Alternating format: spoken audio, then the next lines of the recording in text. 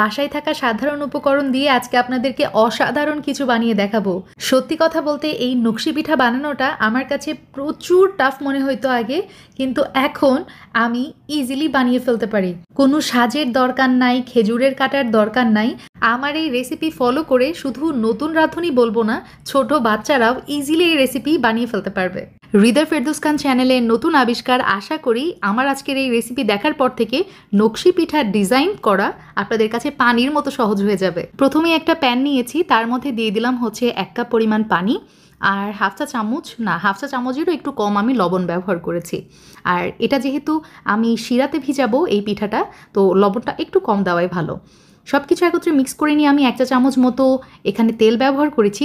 তেলটা দিলে কিন্তু নকশি পিঠার ডিজাইন তোলা খুবই ইজি হয়ে যায়। আর পানির মধ্যে এখন ব্যবহার করছি 1 কাপ পরিমাণ চালের গুঁড়া। যতটুকু পানি নেবেন ততটুকুই কিন্তু চালের গুঁড়াও ব্যবহার করতে হবে। চুলার জাল একদম লোতে করে আমি এটা হচ্ছে যে ঢাকনা দিয়ে 5 মিনিট মতো দমে রেখেছিলাম, তারপরে চুলার জালটা অফ করে দিলাম। এখন গরম পানির সাথে খুব ভালো মতো এই যে চালের গুঁড়িটা মিলিয়ে নিব। যে কোনো চালের গুঁড়ি নিলেই হয়, আমি বাজার থেকে কেনা চালের গুঁড়ি ব্যবহার করছি। আচ্ছা, এখন একটু কুসুম গরম থাকা অবস্থাতেই এটা হাত দিয়ে মথে এরকম একটা ডো বানিয়ে নিয়েছি আমি। এখন যেটা করব, এখান থেকে আমি ছোট ছোট লেচি করে পিঠার জন্য একটু মোটা করে বেলে নিব। আর পুরুত্বটা দেখেই বুঝতে পারছেন একটু কিন্তু মোটা হবে। এখন এই মোটা রুটির উপরে আমি সামান্য সয়াবিন তেল মাখিয়ে নিয়েছি। এখন লাগছে আমার একটা বোতলের ক্যাপ, এটা দিয়ে আমি মাঝ বরাবর একটু রাউন্ড শেপ করে নিলাম। তারপর শাসলিকের কাঠি দিয়ে এভাবে ফুলের মতো আমি ডিজাইন করে নিয়েছি। তো হয়ে গেছে, দেখতে পাচ্ছেন। এই পর্যায়ে আমি আবারও একটা রাউন্ড শেপ দিয়ে নিব, যাতে করে নেক্সট ডিজাইন তুলতে আমার ইজি হয়।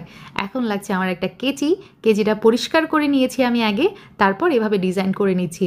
দেখতেই পাচ্ছেন কত ইজি। আর তারপরে আরেকটা বড় বোতলের মুখা নিয়েছি, এই মুখার শেপ করে আমি সম্পূর্ণ পিঠাটা কেটে নিলাম। আপনারা চাইলে কিন্তু আরও বড়ও করে নিতে পারেন পিঠাটা। আর আমাদের বাসায় সচরাচর যেই ওষুধগুলো থাকে সেটারই একটা আমি নিয়েছি, এবং আমি ভাঁজ করে এভাবে এজেসগুলো আমি কেটে নিচ্ছি। এবং আপনি খেয়াল করলেই বুঝতে পারবেন এই এজেসগুলো কাটার পরে এই পিঠাটার চেহারা কতটা সুন্দর আসছে। মাশাআল্লাহ, তৈরি হয়ে গেল আমার প্রথম নকশি পিঠা। আমি সেমভাবে আপনাদেরকে আরেকটাও করে দেখাচ্ছি, যাতে করে আপনাদের সুবিধা হয়। আপনারা একটু খেয়াল করবেন, একটু মনোযোগ দিয়ে দেখলেই আমি মনে করি যে কেউ এটা পেরে যাবে। তো দেখেন, আমি এভাবে কেটে নিয়েছি পিঠাটা। তারপরে আবার সেই কাঠি দিয়ে আমি মাঝে প্রথমে ফুলের মতো ডিজাইন করে নিচ্ছি। তারপরে এই যে কেচি দিয়ে কত ইজিলি এটা করা যায় দেখেন।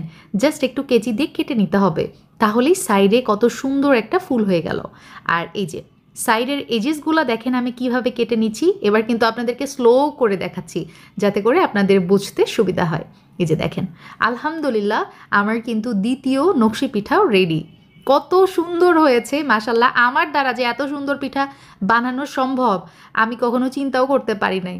যাই হোক, আলহামদুলিল্লাহ আমার সবগুলো পিঠা বানানো হয়ে গেছে। এখন গরম তেলের মধ্যে পিঠাগুলো ভেজে নিতে হবে।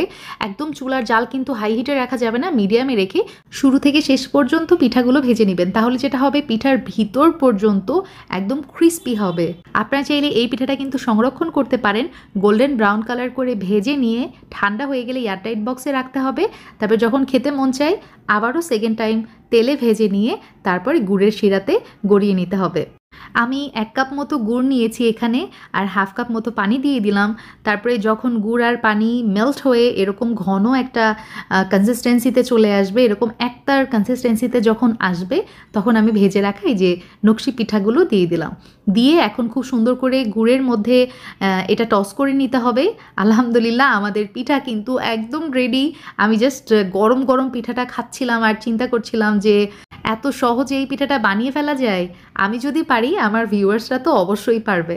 নরসিংদীর ঐতিহ্যবাহী নকশি পিঠা আলহামদুলিল্লাহ খেতে অনেক মজা হয়েছিল। আপনারাও চাইলে এই শীতে বাসায় ট্রাই করতে পারেন। আল্লাহ হাফিজ, আসসালামু আলাইকুম।